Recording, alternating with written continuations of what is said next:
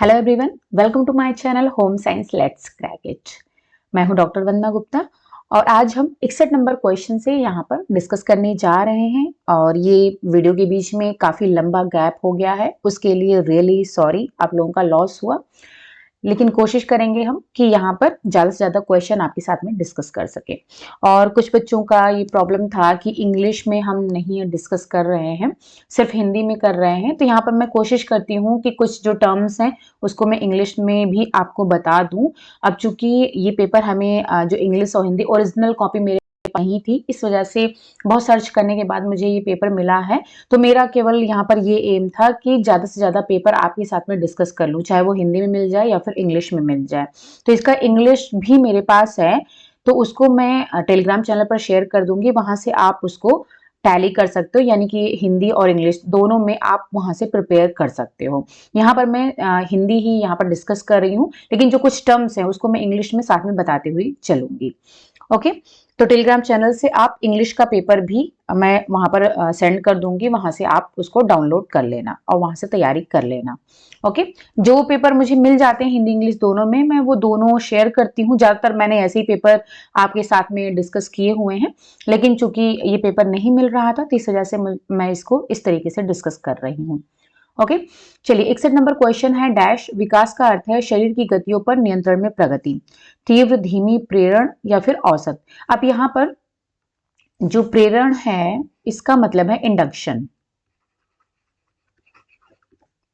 It means induction development. पूछा जा रहा है कि जो विकास, कौन सा विकास, यानी कि तीव्र, धीमी या फिर इंडक्शन डेवलपमेंट या फिर एवरेज, कौन सा ऐसा डेवलपमेंट है जिसमें कि शरीर की गतियों पर नियंत्रण में प्रगति होती है, प्रोग्रेस होती है, यानी कि बॉडी मूवमेंट जो हमारे होते हैं उस पर हमारा जो है धीरे धीरे कंट्रोल बढ़ता चला जाता है। तो इसका जो राइट आंसर है वो है प्रेरण, यानी कि इंडक्शन। अब जो इंडक्शन की अगर हम मीनिंग देखें तो इंडक्शन का मतलब ही होता है पार्ट टू होल। अगर इंडक्शन की हम मीनिंग देखें तो इसका मतलब होता है पार्ट टू होल, यानी कि एक कोई सिंगल पार्ट से लेकर के पूरे होल पार्ट, पूरे भाग की तरफ बढ़ना। यानी कि जैसे बच्चों में क्या होता है, जब उनका अपने बॉडी पर कंट्रोल आता है तो धीरे धीरे क्या होता है, जैसे कि अगर कोई छोटा बच्चा है जो 1 से 2 साल वाले बच्चे होते हैं, तो उनमें आपने देखा होगा कि जैसे कोई भी चीज जब पकड़नी होती है, कोई भी वस्तु को उन्हें पकड़ना होता है, तो क्या करते हैं, पहले वो पूरे अपने बॉडी को हिलाते डुलाते हैं, पूरी बॉडी उनकी मूवमेंट करती है। फिर क्या होता है, धीरे धीरे वो स्पेसिफिक पर आते हैं, यानी कि पहले जनरल टू स्पेसिफिक। इंडक्शन का मतलब ये भी होता है जनरल टू स्पेसिफिक। जनरल का मतलब है पूरे बॉडी को वो मूव कराते हैं, पूरी बॉडी में गति होती है, क्योंकि अभी उनका किसी स्पेसिफिक अंग पर यानी किसी ऑर्गन पर उनका अभी कंट्रोल नहीं होता है। तो किसी चीज को अगर पकड़ना होता है तो पूरी बॉडी उनकी मूवमेंट करती है, फिर उसके बाद में वो अपने आर्म्स को जो है मूव कराते हैं, फिर धीरे धीरे वो हाथ को मूव कराते हैं, फिर उसके बाद में वो अपने अंगुलियों से किसी छोटी से छोटी चीज को भी पकड़ लेते हैं। तो धीरे धीरे उनका जो है, यानी कि पहले पूरे बॉडी से उनके हाथों पर कंट्रोल आता है, फिर हाथों से उनकी अपनी अंगुलियों पर कंट्रोल आता है। तो एक स्पेसिफिक बॉडी पार्ट्स पर उनका कंट्रोल धीरे धीरे आता है। तो इसको जनरल टू स्पेसिफिक कह सकते हैं या फिर पार्ट टू होल भी कह सकते हैं। ओके, तो ये जो है, हाँ, तो यहां पर जो विकास का अर्थ है कहा गया है शरीर की गतियों पर नियंत्रण में प्रगति, यानी कि उनका अपने शरीर की गतियों में जो नियंत्रण होता है उसमें धीरे धीरे उसमें प्रगति होती रहती है। ओके, अब यहाँ पर ये कंफ्यूज मत होइएगा, पार्ट टू होल का मतलब है कि जैसे मैंने बताया कि स्पेसिफिक अंगुलियों पर और उस पर, तो पार्ट का मतलब है कि बॉडी के किसी पहले एक पार्ट पर कंट्रोल आएगा, फिर धीरे धीरे हाथों पर कंट्रोल आएगा, फिर उसके बाद में उनके पैरों पर कंट्रोल आएगा, फिर उनके जो सिर हैं, तो धीरे धीरे पूरे शरीर के पार्ट पर उनका कंट्रोल हो जाता है। चलिए अब आते हैं नेक्स्ट क्वेश्चन पर। 62 नंबर क्वेश्चन है कि नाखून चबाना यानी कि नेल बाइटिंग और अंगूठा चूसना, थंब सकिंग डैश वर्ष की आयु तक नजरअंदाज किया जा सकता है। किस आयु तक नाखून चबाना या फिर अंगूठा चूसना जो बच्चे करते हैं उसको हम इग्नोर कर सकते हैं, यानी कि कोई दिक्कत नहीं है। तो ये है 3 साल तक हम इसको इग्नोर कर सकते हैं। फिर है 63 नंबर क्वेश्चन, साबुन बनाने के लिए किसका उपयोग किया जाता है। तो इसमें बेसन, चावल, ज्वार और बाजरा है। तो इसमें बेसन का उपयोग किया जाता है साबुन बनाने के लिए। 64 नंबर क्वेश्चन है, डैश छोटे बच्चों के लिए एक डर बढ़ाने वाला उत्दीपक है, यानी कि किस चीज से बच्चों में डर ज्यादा बढ़ जाता है। वार्तालाप यानी कि बातचीत करने से, सोचने से, एकाकीपन अकेलेपन से, या फिर दयालुता से। तो दयालुता, वार्तालाप, सोच, इससे तो बच्चों में डर नहीं बढ़ेगा, बल्कि अगर बच्चों को अकेला छोड़ दिया जाए तो वो डर जाते हैं, छोटे बच्चे स्पेशली। फिर है 65 नंबर क्वेश्चन, भोजन में प्रोटीन और कैलोरी की गंभीर कमी के कारण क्या होता है। तो आपने ये पढ़ाई होगा पहले भी, प्रोटीन और कैलोरी की कमी के कारण होता है PEM, जिसे कहते हैं protein energy malnutrition. Protein energy malnutrition, या फिर हिंदी में इसको कहते हैं प्रोटीन ऊर्जा कुपोषण। ठीक है, तो यहाँ पर गंभीर कमी के कारण क्या होता है, प्रोटीन और कैलोरी दोनों पूछा हुआ है। तो मरस्मस, स्कर्वी, बेरी और घेंगा, तो यहाँ पर मरस्मस हो जाएगा। अब देखिए जो PEM होता है इसमें दो बीमारी होती है, एक तो मैरस्मस, यहाँ पर दिया गया है मैरस्मस, और दूसरा होता है क्वाशियरकर। ओके, तो जो मैरस्मस होता है इसमें प्रोटीन और कैलोरी दोनों की कमी होती है, लेकिन जो क्वाशियरकर होता है इसमें स्पेशली प्रोटीन की कमी होती है। ओके, और साथ साथ में प्रोटीन की कमी होती है इसमें। और ये क्वेश्चन भी कई बार पूछा गया है कि प्रोटीन की कमी से होने वाला कुपोषण क्या कहलाता है, तो वो है क्वाशियरकर। अगर सिर्फ प्रोटीन पूछा जाए तो क्वाशियरकर होगा, प्रोटीन और कैलोरी दोनों पूछा जाए तो फिर मैरस्मस होगा। और इसमें क्या होता है, क्वाशियरकर में ओडिमा हो जाता है बच्चों में। ओडिमा यानी कि उनके हाथों, पैरों में, पेट में सूजन आ जाती है, ओडिमा। तो बच्चे क्या होते हैं, आप नॉर्मली अगर क्वाशियरकर के बच्चों को देखोगे तो आप देखने से नहीं कह पाओगे कि वो कुपोषण के शिकार हैं। लेकिन जो मैरस्मस के बच्चे होते हैं उनकी हड्डियां सारी दिखाई पड़ती हैं, यानी कि उनमें जो है मसल्स बिल्कुल भी नहीं दिखाई पड़ती, बहुत कम होती हैं, सिर्फ हड्डियां ही हड्डियां दिखाई पड़ती हैं, यानी कि बच्चे बहुत ही सूखे, जैसे नहीं सूखा रोग हो जाता है तो वैसे हो जाते हैं। और जबकि क्वाशियरकर में चूंकि स्वेलिंग हो जाती है हाथ पैर में और पेट में, धीरे धीरे पूरे बॉडी में स्वेलिंग आ जाती है ओडिमा की प्रॉब्लम की वजह से, तो इस वजह से क्या होता है, आप बच्चों को नॉर्मली अगर देखोगे तो नहीं पहचान पाओगे कि हाँ उनको माल न्यूट्रिशन की प्रॉब्लम है। चलिए, स्कर्वी आपको पता ही विटामिन सी की कमी से होता है, और बेरी B1 की कमी से होता है, यानी कि थायमिन की कमी से होता है, और घेंगा जो है आयोडीन की कमी से होता है। ओके, आगे बढ़ते हैं। 66 नंबर क्वेश्चन है, खाद्य संक्रमण भोजन में मौजूद रोगजनक जीवाणु और रोगाणुओं का अंतर्ग्रहण है, इस कथन के बारे में निम्न में से कौन सा सही है। यहाँ पर कहा जा रहा है कि जो फूड इन्फेक्शन होता है वो जो भोजन में उपस्थित रोगजनक जीवाणु है, यानी कि पैथोजेनिक बैक्टीरिया, जो पैथोजेनिक बैक्टीरिया भोजन में होते हैं, और रोगाणु यानी कि माइक्रो ऑर्गेनिज्म। ठीक है, तो उनका अंतर्ग्रहण यानी कि इंजेक्शन, जब हम उनको ग्रहण करते हैं भोजन में, जो भी पैथोजेनिक बैक्टीरिया है, माइक्रो ऑर्गेनिज्म है, जब हम उनको लेते हैं तो उनसे क्या होता है, फूड इन्फेक्शन हो जाता है, खाद्य संक्रमण हो जाता है। तो इसमें ये क्या सत्य कहा गया है, ये सत्य है या फिर असत्य है, संबंधित नहीं है या फिर संदेहास्पद है, तो ये बिल्कुल सत्य है। ओके, फिर आते हैं 67 क्वेश्चन पर, एस्बेस्टस कैसा रेशा है, यानी कि कैसा फाइबर है, खनिज है, मिनरल फाइबर है, नेचुरल फाइबर है, प्राकृतिक, या फिर थर्मोप्लास्टिक है, या फिर नॉन थर्मोप्लास्टिक है। तो एस्बेस्टस क्या है, खनिज, मिनरल फाइबर है, और अगर पूरी तरीके से हम बात करें तो ये है नेचुरल मिनरल फाइबर, क्योंकि ये एक प्राकृतिक रेशा होता है।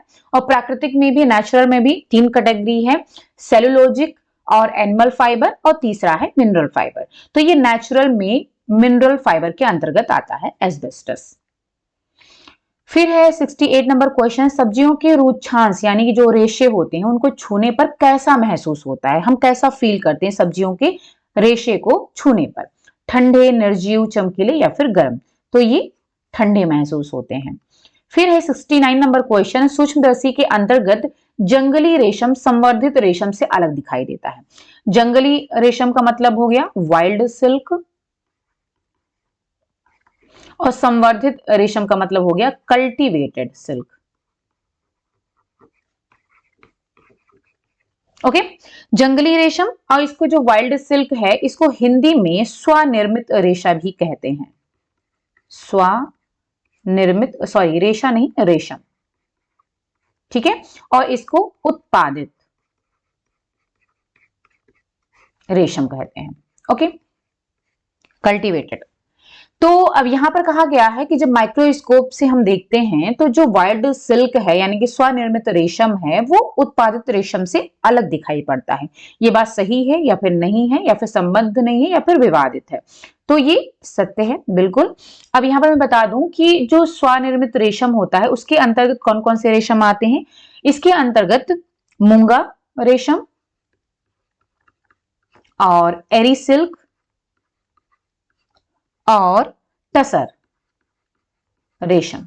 ये जो है मूंगा, एरी सिल्क, टसर सिल्क, ये सब स्वनिर्मित रेशम के अंदर है। स्वनिर्मित का मतलब है कि इसमें जो कीड़े होते हैं, रेशम के कीड़े, उनको पाला नहीं जाता है। ओके, और उत्पादित का मतलब तो नाम से ही पता चल रहा है कि इनका उत्पादन किया जाता है। इसके अंतर्गत आते हैं रील्ड सिल्क, जिसे लपेटा हुआ रेशम बोलते हैं, और रील्ड सिल्क। ओके, और दूसरा स्पन सिल्क जो उत्पादित रेशम है इसके अंतर्गत आते हैं। रिल्ड सिल्क को हिंदी में लपेटा हुआ रेशम बोलते हैं और इसको कता हुआ रेशम। फिर है 70 नंबर क्वेश्चन कि अंतर्ग्रथित धागों के बाने में अपनाई गई विधि या डिजाइन के अनुसार डैश का नाम रखा जाता है। अंतर्ग्रथित धागे का मतलब है इंटरलेसिंग, इंटरलेसिंग यान, ठीक है। तो अंतर्ग्रथित धागों के बाने में यानी कि जो इंटरलेसिंग यान होते हैं उसमें जो बाना होता है उसमें कौन सी विधि या फिर डिजाइन, मतलब जिस भी विधि या फिर डिजाइन का उपयोग किया जाता है तो उसके अनुसार ही उसका नाम रखा जाता है। किसका नाम रखा जाता है? धागे का, रेशम का, सॉरी रेशा का, वस्त्र का, या फिर बुनाई का? तो यहाँ पर बुनाई का नाम रखा जाता है, यानी कि जो बाने में जो भी विधि अपनाई गई है, डिजाइन अपनाया गया है, उसी के नाम पर उस बुनाई का नाम होता है। जैसे पढ़ते हैं बास्केट बुनाई, रिब बुनाई, प्लेन वीव, तो ये सब जो है बानी के आधार पर ही रखा जाता है। फिर है पौधों का प्रमुख भंडारण पॉलीसैकेराइड है, यानी कि पौधों में जो स्टोरेज फॉर्म में कार्बोहाइड्रेट होता है, मींस कार्बोहाइड्रेट में तीन होते हैं, मोनोसैकेराइड, डाइसैकेराइड और पॉलीसैकेराइड। ओके, तो जो पॉलीसैकेराइड है जो पौधों में स्टोरेज फॉर्म में होता है वो कौन सा है? स्टार्च, शक्कर, कार्बोहाइड्रेट या फिर वसा? तो ये स्टार्च है। तो एक बात यहाँ पे मैं बता दूं कि जो पौधों में स्टोरेज फॉर्म में पॉलीसैकेराइड होता है यानी कि जो कार्बोहाइड्रेट है वो स्टार्च फॉर्म में होता है, और जंतुओं में जिसमें कि हम भी आते हैं, जंतुओं में जो भंडारित यानी कि स्टोरेज पॉलीसैकेराइड है, पॉलीसैकेराइड है, ये इंग्लिश शब्द ही पॉलीसैकेराइड, और हिंदी में इसको बहुशर्करा बोलते हैं। तो जंतुओं में जो स्टोर पॉलीसैकेराइड कार्बोहाइड्रेट है वो होता है ग्लाइकोजन। ओके, और पौधों में स्टोरेज फॉर्म में जो कार्बोहाइड्रेट होता है वो होता है स्टार्च। फिर है 72 नंबर क्वेश्चन, पोषक तत्वों के लिए दिए गए मात्रा के ऑक्सीकरण के लिए उत्पादित कार्बन डाइऑक्साइड की मात्रा और प्रयुक्त ऑक्सीजन की मात्रा के अनुपात को डैश लब्धि के रूप में परिभाषित किया जाता है। तो यहां पर पूछा गया है कि जब जो हम कार्बन डाइऑक्साइड छोड़ते हैं, ठीक है, यानी कि निकालते हैं, और जो हम ऑक्सीजन लेते हैं, तो उनके अनुपात को कौन से लब्धि के रूप में परिभाषित किया गया है? ठीक है, तो यहां पर बुद्धि लब्धि, श्वसन लब्धि, परिसंचरण या फिर मूत्र। तो यहां पर श्वसन यानी कि रेस्पिरेशन क्वेसेंट बोलते हैं इसको, रेस्पिरेशन क्वेसेंट हिंदी में इसको कहेंगे, और सॉरी इंग्लिश में कहेंगे, और हिंदी में कहेंगे श्वसन लब्धि। जैसे कि इंटेलिजेंट क्वेश्चन होता है, आईक्यू होता है जिसे mental as divided by chronological age होता है, तो वैसे ही रेस्पिरेशन क्वेसेंट होता है जिसमें कि कार्बन डाइऑक्साइड और नीचे ऑक्सीजन, इन दोनों का अनुपात होता है। चलिए अब आते हैं 73 नंबर क्वेश्चन पर। डैश शब्द रेशम और ऊन की भराई के लिए प्रयुक्त होता है। कौन सा शब्द जो है रेशम और ऊन की भराई के लिए प्रयुक्त होता है। नैपिंग, वेटेज, मोरिंग या फिर ग्लेजिंग। तो ये है वेटेज जो है ये रेशम और ऊन की भराई के लिए उपयुक्त होता है। नैपिंग की बात करें तो नैपिंग जो रोएं उठाया जाता है कपड़ों की सतह पर उसको नैपिंग बोलते हैं। ग्लेजिंग मीन्स जो चमक उत्पन्न की जाती है वो जो है ग्लेजिंग कहलाती है। ये फिर सब फिनिशिंग के अंदर आते हैं। ग्लेजिंग, नैपिंग ये सब फिनिशिंग है, फिनिशेस, परिसज्जा। फिर है फ्लैक्स के पौधे के लिए डैश प्राप्त करने के लिए रिपलिंग की जाती है। बीज, तना, पौधा या फिर रेयन, क्या प्राप्त करने के लिए? तो तना प्राप्त करने के लिए। अब जो यहाँ पर फ्लैक्स है तो आपने पढ़ा होगा लिनन फाइबर, ठीक है, इसके बारे में। तो इसका जब आपने प्रोडक्शन पढ़ा होगा, मैन्युफैक्चरिंग प्रोसेस पढ़ी होगी लिनन की, तो उसमें बताया गया होगा कि लिनन जिस पौधे से प्राप्त किया जाता है उसका नाम होता है फ्लैक्स। तो इसी वजह से इसको लिनन फाइबर या फिर फ्लैक्स फाइबर भी कहते हैं। ओके, अब जो लिनन रेशा प्राप्त किया जाता है ये पौधे के तने से प्राप्त किया जाता है, और पौधे का जो तना जो है प्राप्त किया जाता है वो उसका प्रोसेस होता है रिपलिंग का। ओके, अब रिपलिंग में करते क्या है कि जैसे पहले क्या होता है, पहले हार्वेस्टिंग की जाती है, जो है जो भी पौधा होता है उसकी हार्वेस्टिंग की जाती है, उसके बाद में उसको सुखाया जाता है, ठीक है। और सुखाने के बाद में क्या करते हैं कि उसकी जो पत्तियां, जब सूख जाता है पौधा तो उसकी जो पत्तियां हैं और उसमें जो बीज होते हैं उनको झाड़ करके अलग कर दिया जाता है, जिससे क्या होता है कि सिर्फ तना बचता है पौधे का। जो फ्लैक्स का पौधा होता है, पत्तियां अलग हो जाती हैं, बीज अलग हो जाते हैं, सूखने के बाद में उनको हटा दिया जाता है और सिर्फ तना बचता है। तो ये जो प्रोसेस होती है तने को प्राप्त करने की, इसको रिपलिंग कहते हैं। ओके, फिर आता है नेक्स्ट क्वेश्चन, 75 नंबर क्वेश्चन है कि ऊष्मा निम्न में से किसका कुचालक है? सूत, रेशम, लिनन या फिर रेयन? तो कुचालक का मतलब हो गया bad conductor of heat, bad conductor of heat. तो इसमें से कौन सा है? बैड कंडक्टर का मतलब हो गया ऊष्मा का कुचालक। सूत, रेशम, लिनन या फिर रेयन? तो यहां पर आएगा रेशम, क्योंकि जो सूत है यानी कि कॉटन, लिनन और रेयन ये सारे के सारे नेचुरल फाइबर्स हैं। ओके, और ये सारे के सारे क्या होते हैं, ये ऊष्मा के सुचालक होते हैं, यानी कि गुड कंडक्टर ऑफ हीट होते हैं। अब देखिए यहाँ पर बैड कंडक्टर और गुड कंडक्टर का मतलब क्या है? इसका मतलब ये है कि जैसे हम कॉटन के कपड़े पहनते हैं, लिनन के कपड़े पहनते हैं और रेयन के कपड़े, इसको हम कब पहनते हैं? गर्मियों में पहनते हैं ज्यादातर, ठीक है। क्योंकि क्या होता है, गर्मियों में हमें जो है ठंडे, मतलब ऐसे कपड़े पहनने की जरूरत होती है जो कि हमें ठंडा महसूस कराएं। ओके, तो क्या होता है कि ये ऊष्मा के सुचालक होते हैं, तो ऊष्मा को, हमारे शरीर की जो गर्मी होती है उसको ये जो है हमारे शरीर से दूर कर देते हैं, ठीक है, यानी कि एक जगह से दूसरी जगह ऊष्मा को ट्रांसफर कर देते हैं। तो इस तरीके से क्या होता है कि इसी वजह से इनको, जो कॉटन कपड़े होते हैं, लिनन होता है, रेयन होता है, इनको गुड कंडक्टर ऑफ हीट कहा जाता है, सुचालक बोला जाता है, ठीक है। क्योंकि ये हम इसी वजह से ये हमारे शरीर की गर्मी को जो हमारे शरीर से दूर कर देते हैं, इस वजह से हमको कॉटन कपड़े, लिनन के कपड़े, रेयन के कपड़े पहनने पर ठंडा महसूस होता है। जबकि ऊन है, रेशम हो गया और जितने भी सिंथेटिक फाइबर्स हैं, ओके, जैसे नायलॉन वगैरह है, तो इसको क्या होता है, इसको जब हम पहनते हैं तो क्या होता है, हमें गर्मी महसूस होती है। इसी वजह से ठंडियों में हम क्या ऊन पहनते हैं, रेशम का है, और जो नायलॉन के कपड़े हैं, सिंथेटिक फाइबर हैं, इसको पहनते हैं, क्योंकि ये बैड कंडक्टर ऑफ हीट होते हैं। ये हमारे शरीर की गर्मी को हमारे शरीर से दूर नहीं करते हैं, बल्कि उसको रोक करके रखते हैं। ओके, इस वजह से हमें ऐसे जो रेशम है और जो ऊन के कपड़े हैं, इनको पहनने पर गर्मी महसूस होती है। ओके, चलिए अब आते हैं नेक्स्ट क्वेश्चन पर। 76 नंबर क्वेश्चन है, पटोला साड़ियां किसके द्वारा उत्पादित की जाती हैं? पैठनी, बांधनी, हिमरस या फिर ब्लॉक डाइंग? तो ये बांधनी के द्वारा उत्पन्न की जाती है, और इसको मैं पहले भी डिस्कस कर चुकी हूँ। पटोला और बांधनी में डिफरेंस क्या है? ओके, देखिए अब पटोला और बांधनी में डिफरेंस क्या है, एक बार फिर से मैं बता देती हूँ कि जो पटोला और बांधनी दोनों में ही क्या होता है, टाई एंड डाई का यूज किया जाता है। टाई एंड डाई का यूज किया जाता है बांधनी में भी और पटोला में भी, ठीक है। अब होता क्या है कि जो पटोला साड़ियां होती हैं उसमें क्या होता है कि जब, मतलब कपड़ा बनने से पहले ही धागों को टाई एंड डाई किया जाता है, यानी टाई करके उनको कलर कर लिया जाता है धागों को। कपड़ा बनने से पहले, यानी कि साड़ी बनने से पहले ही, जब वो धागे के फॉर्म में होते हैं तो उसी टाइम पर उनको टाई एंड डाई कर लिया जाता है। लेकिन जो बांधनी होती है उसमें क्या करते हैं, जब कपड़ा तैयार हो जाता है, बन जाता है, तो उसके बाद में उसमें टाई एंड डाई की जाती है, जैसे कि हम लोग घरों में करते हैं।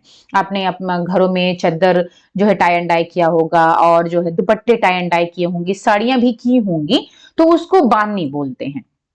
ठीक है, तो उसको हम क्या करते हैं, कपड़ा बनने के बाद में टाई एंड डाई कर रहे हैं तो बांधनी कहलाती है, और जो कपड़ा बनने से पहले टाई एंड डाई धागों का होता है वो पटोला साड़ियां कहलाती हैं, और दोनों में ही टाई एंड डाई का यूज होता है। अब 77 नंबर क्वेश्चन है, सर्फ एक डैश है, डिटर्जेंट, साबुन, कास्टिक सोडा या फिर वसा, तो ये सभी को पता है डिटर्जेंट है। फिर आते हैं नेक्स्ट 78 नंबर क्वेश्चन है, प्रेम और स्नेह की आवश्यकता एक डैश आवश्यकता है, कैसी, जो प्रेम और स्नेह की नीड है, ये कैसी नीड है, जैविक है यानी कि बायोलॉजिकल है, अहम मानी है यानी कि इगोइस्टिक है, या फिर मनोसामाजिक यानी कि साइकोसोशल है, या फिर संवेदी यानी कि सेंसरी।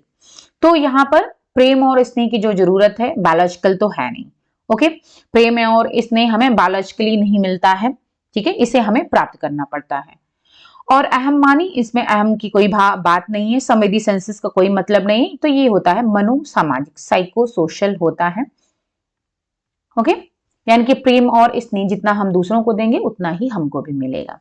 फिर है 79 क्वेश्चन है, डैश बच्चे का प्रथम निर्माता यानी कि मोल्डर होता है, क्या, सोशल मीडिया, जल परिवार या फिर रेत। तो जो फैमिली है वो बच्चे की प्रथम निर्माता होता है, पहला जो मोल्डर होता है यानी कि बच्चे का जो प्रथम निर्माता होता है वो फैमिली ही होती है। जो पहला एजुकेशन बच्चे को मिलता है वो माँ से मिलता है, और कहाँ से, उसे अपने परिवार से मिलता है, और वहीं से बच्चे का जो है निर्माण शुरू हो जाता है। फिर आते हैं 80 नंबर क्वेश्चन पर, वृक्क यानी कि किडनी एक डैश स्रावित करती है जिसे रीनल एरिथ्रोपोएटिक कारक कहते हैं। ओके, तो किडनी कौन सा एंजाइम, रसायन या फिर अम्ल या फिर हार्मोन का सिक्रेशन करती है जिसे कि रीनल एरिथ्रोपोएटिक कारक कहते हैं। तो जो वृक्क है वो हार्मोन का श्रावण करती है, सिक्रेट करती है, जिसे कि रीनल एरिथ्रोपोएटिक कारक कहते हैं। और ये जो रीनल एरिथ्रोपोएटिक कारक है ये ब्लड के फॉर्मेशन में मदद करता है, किडनी में ब्लड के फॉर्मेशन में। फिर है 81 क्वेश्चन, साल्मोनेला भोजन विषाक्तता एक जीवाणुविक भोजन विषाक्तता, यानी कि जो साल्मोनेला फूड पॉइजनिंग होती है वो एक बैक्टीरियल पॉइजनिंग है। तो ये सही बात है या फिर गलत है, संबंधित नहीं है या फिर विवादित है, तो ये सत्य है। फिर है प्रकार 2 यानी कि टाइप 2 डायबिटीज मेलाइटस क्या कहलाता है, इंसुलिन आधारित डायबिटीज मेलाइटस, गैर इंसुलिन आधारित, कुपोषण संबंधी या फिर गर्भावस्था की डायबिटीज मेलाइटिस। जो टाइप 2 डायबिटीज मेलाइटस है उसको गैर इंसुलिन आधारित डायबिटीज मेलाइटस, या फिर हम कह सकते हैं इसको non insulin dependent diabetes mellitus, non insulin dependent diabetes mellitus.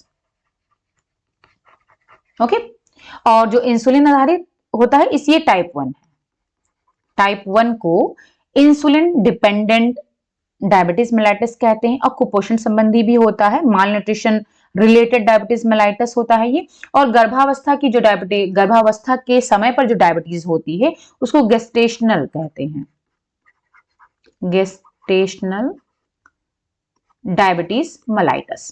Okay, और जो गर्भावस्था की डायबिटीज होती है वो हार्मफुल नहीं होती, गर्भावस्था में होती है, उसके बाद में ये जैसे ही डिलीवरी हो जाती है वो ऑटोमेटिकली सही हो जाती है। ओके, लेकिन जो टाइप 1 है, टाइप 2 है, ये काफी खतरनाक हो सकती है अगर इसको समय रहते इसका ट्रीटमेंट नहीं किया जाता है।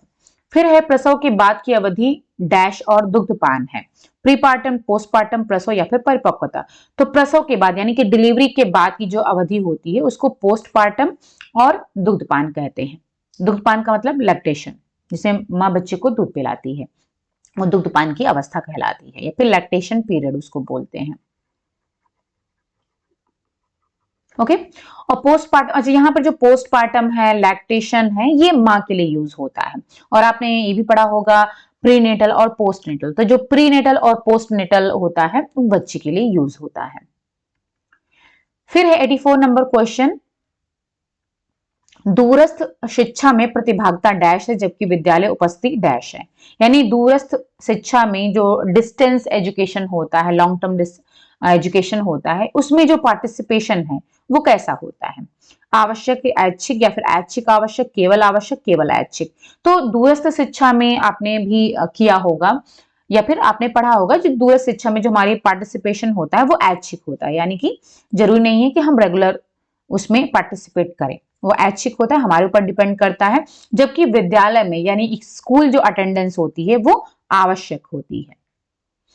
फिर है 85 नंबर क्वेश्चन, आयोजनाबद्ध भागीदारी के कारण आवृत्तियों के परिवर्तन के लिए उदाहरण है। यानी कि अगर हम मान लीजिए कोई प्लान्ड पार्टिसिपेशन कर रहे हैं, भागीदारी हो रही है, तो उसके कारण जो हमारे आवृत्तियों यानी कि एटीट्यूड में जो चेंज आता है, आवृत्ति का मतलब हो गया एटीट्यूड में जो परिवर्तन, चेंज आता है, अगर हम साथ में मिल करके और आयोजना प्लानिंग करके कोई काम करते हैं, तो उससे जो हमारे अंदर चेंज आता है, हमारे एटीट्यूड में चेंज आता है, उसका एग्जाम्पल क्या है, साझेदारी और निर्णय निर्माण, आयु में परिवर्तन होता है, लंबी बीमारी या फिर प्राधिकार की स्थिति। तो ये तीनों तो कुछ बिल्कुल भी इससे लिंक नहीं है। इसमें जो पहला वाला ऑप्शन है बिल्कुल सही है, साझेदारी और निर्णय निर्माण। यानी कि जब हम मिल करके और प्लानिंग के साथ में कोई काम करते हैं, तो इससे क्या होता है, मिलने से हमारे आपस में जो हमारे विचार होते हैं एक दूसरे से हम साझा करते हैं, ठीक है, उनको डिस्कस करते हैं, तो धीरे धीरे क्या होता है, इससे हमारे एटीट्यूड में, हमारे विचार में, हमारी अभिव्यक्तियों में चेंज आता है, परिवर्तन होता है।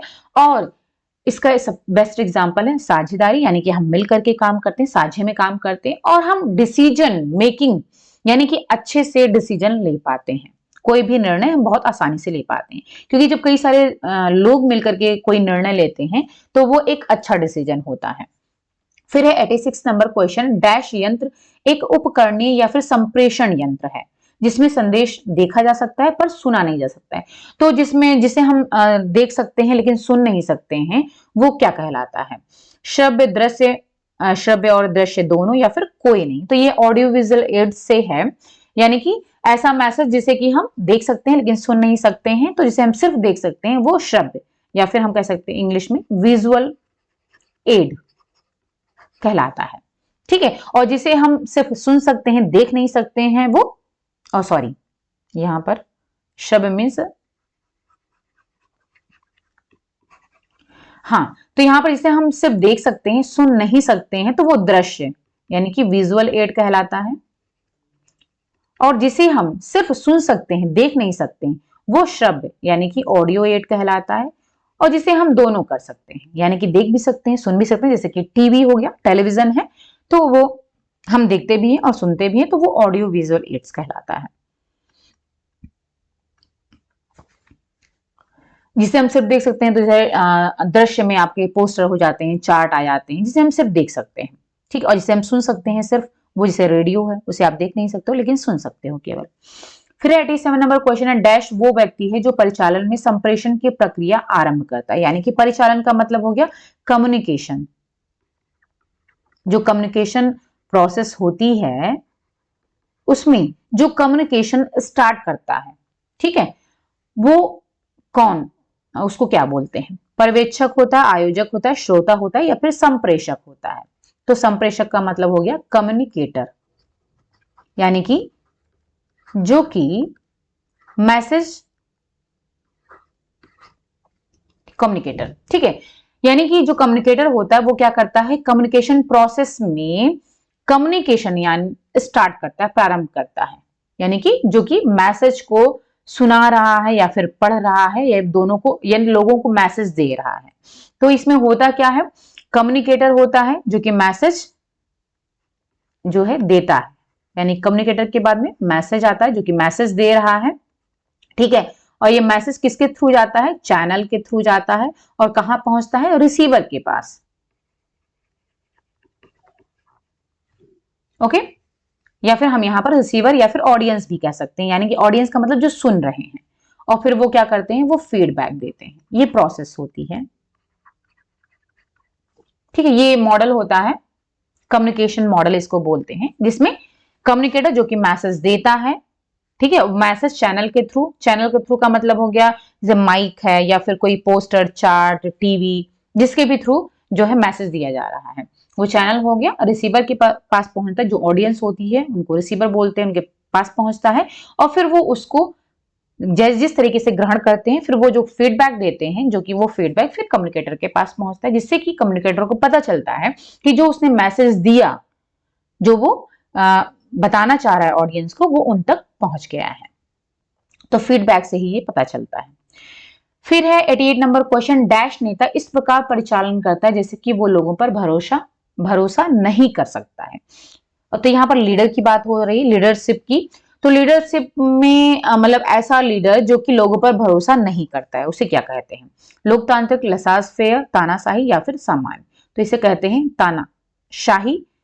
तो इंग्लिश में इसको डिक्टेटर भी कह सकते हैं, डिक्टेटर, तानाशाही यानी डिक्टेटरशिप कह सकते हैं, और या फिर इसको अथॉरिटेरियन बोलते हैं, अथॉरिटेरियन लीडरशिप, अथॉरिटेरियन लीडरशिप। इसमें क्या होता है, वो बस ऐसा लीडर जो कि खुद ही कह रहा है, खुद ही सब कुछ बोल रहा है, उसमें वो लोगों पर बिल्कुल भी भरोसा नहीं करता, उनसे कोई भी उनके विचार, उनकी बातों को नहीं सुनता है, सिर्फ खुद ही बोलता रहता है, ठीक है, वो तानाशाही कहलाता है। और लोकतांत्रिक जो होता है, ठीक है, वो सबसे बेस्ट होता है। लोकतांत्रिक का मतलब हो गया कि जिसमें वो लोगों की बातों को सुनता है, उनके विचारों को भी शामिल करता है, उनकी बातों को सुनता है, ठीक है, और फिर जो है मिलजुल करके कोई फैसला लेता है, किसी निर्णय पर पहुंचता है, तो वो लोकतांत्रिक नेता होता है, वो बेस्ट कहलाता है।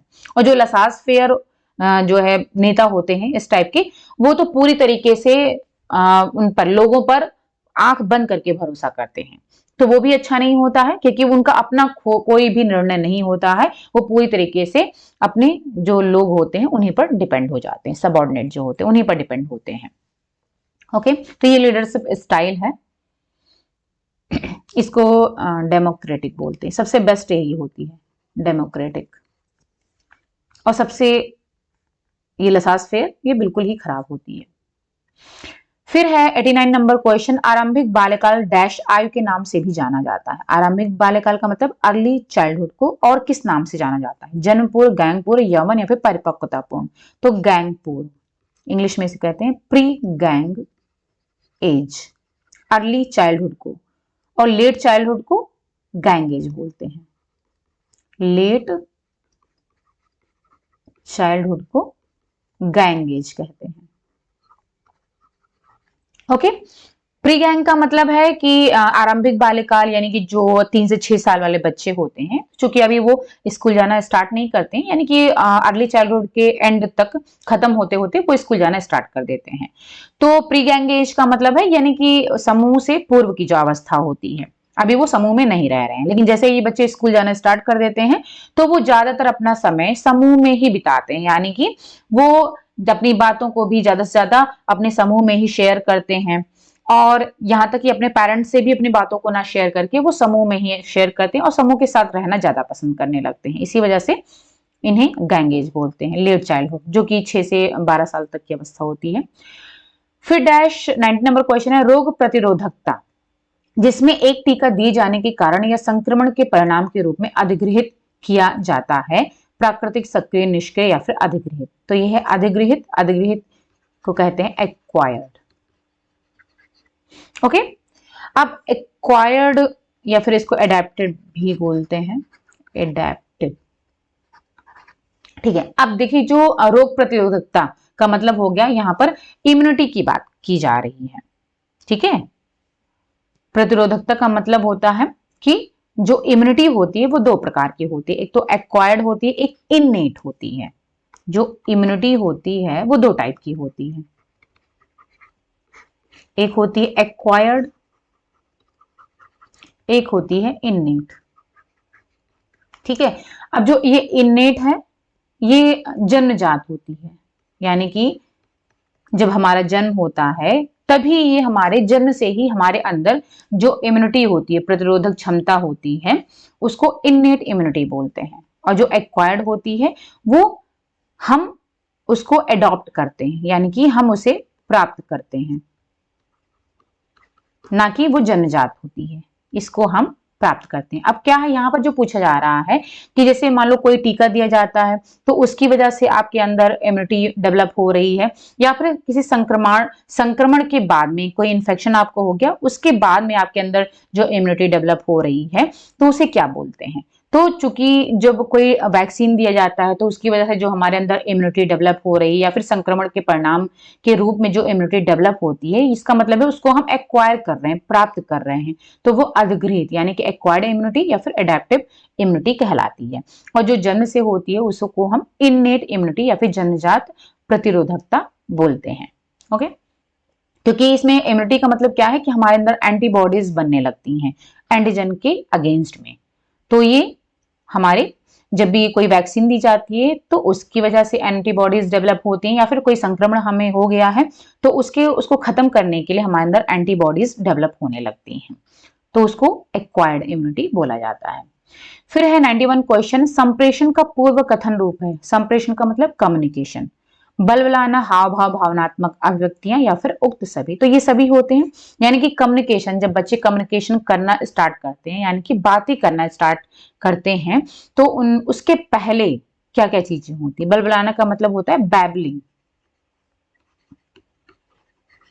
जैसे बाबा दादा, क्योंकि बच्चे क्या होते हैं पहले एक अक्षर बोलना स्टार्ट करते हैं, फिर उसके बाद में सबसे पहले तो क्राइंग आता है, ठीक है, फिर उसके बाद में बैबलिंग आता है। बच्चे जो है पहले रोना स्टार्ट करते, सबसे पहला स्टेप होता है बच्चों का जो लैंग्वेज डेवलपमेंट है उसमें सबसे पहले वो क्राइंग, रोते हैं, ठीक है। फिर उसके बाद में बाबा का शब्द निकालते हैं, उसके बाद में फिर वो एक शब्द बोलना स्टार्ट करते हैं जैसे पापा, मामा, इस तरीके से। फिर सेंटेंस एक दो शब्दों को मिला करके मम्मा वाटर या फिर पापा गो, इस तरीके से एक दो शब्द को मिलाकर बोलते हैं। फिर धीरे धीरे चार पांच शब्दों को मिलाना स्टार्ट करते हैं, फिर सेंटेंस बोलना स्टार्ट करते हैं, फिर धीरे धीरे वो बातचीत करने लगते हैं, ठीक है। और उसके साथ साथ ये हाव भाव भी डेवलप होता है, भावनात्मक अभिव्यक्तियां यानी कि इमोशनल, जो अपने इमोशनल है, अपने भाव हैं उसको भी वो व्यक्त करने लगते हैं, इमोशंस को भी अपने व्यक्त करने लगते हैं धीरे धीरे। तो ये जो है ये सारे ही इसमें आ जाते हैं, यानी कम्युनिकेशन से पहले ये सारी चीजें होती हैं। फिर है 92 नंबर क्वेश्चन, राइबोफ्लेविन को पहले कहते थे, पहले क्या अभी भी कहते हैं, कि राइबोफ्लेविन को क्या कहते हैं। तो यहाँ पर B1, B6, B12 या फिर B2, तो राइबोफ्लेविन को B2 कहते हैं, B1 जो है वो थायमिन कहलाता है, ओके। B6 को पैराडॉक्सिन बोलते हैं, पैराडॉक्सिन। और विटामिन B12 जो है साइनोकोबालामिन बोलते हैं, साइनोकोबालामिन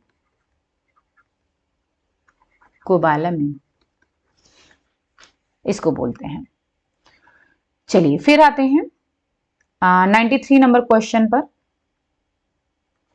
गुर्दा के सही कार्य न करने के कारण जल का अवरोधन डैश में परिणत हो जाता है। यानी कि जब हमारी जो किडनी है वो सही से काम नहीं करती है तो उसकी वजह से जल का अवरोधन हो जाता है, तो उससे क्या होता है, पसीना आता है, भूख लगती है, शोथ होता है या फिर प्यासा होती है। तो यहाँ पर है ये शोथ होता है, यानी कि इन्फ्लामेशन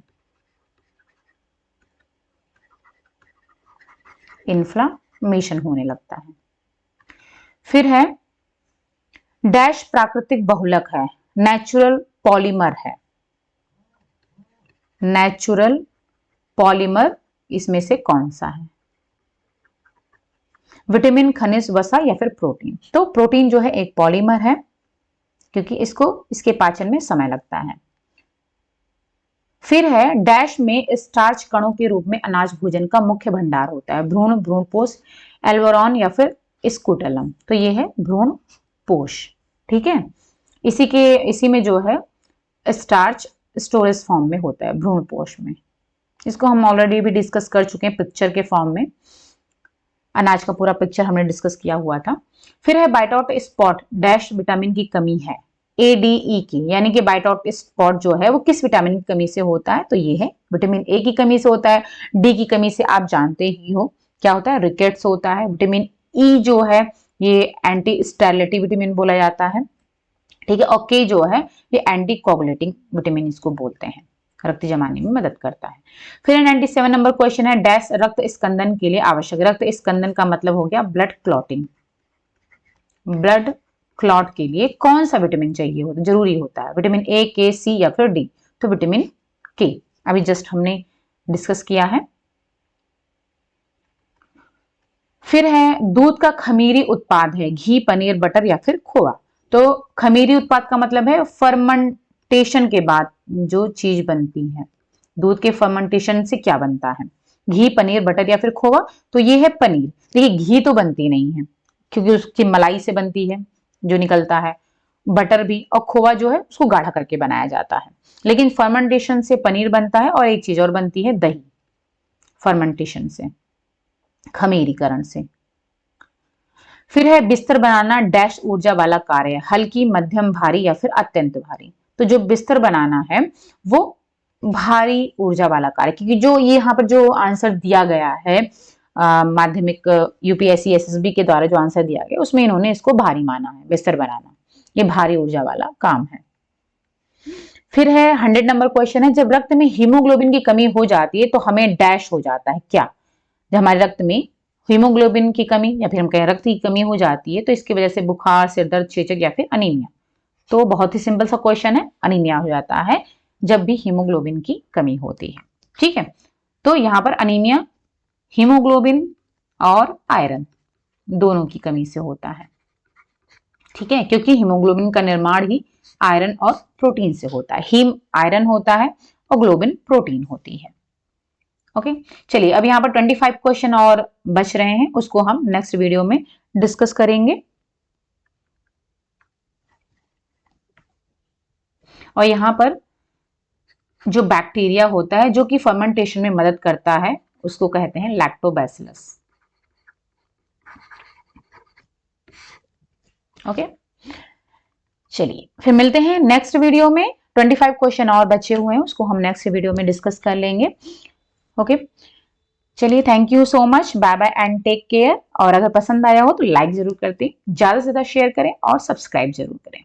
ओके, और टेलीग्राम चैनल पर विजिट करते रहें क्योंकि ये सारे पेपर हम उस पर शेयर कर देंगे। और इंग्लिश पेपर है उसको भी मैं शेयर कर दूंगी विद आंसर, वहां से आप उसको डाउनलोड कर सकते हो। Okay, thank you so much, bye bye and take care.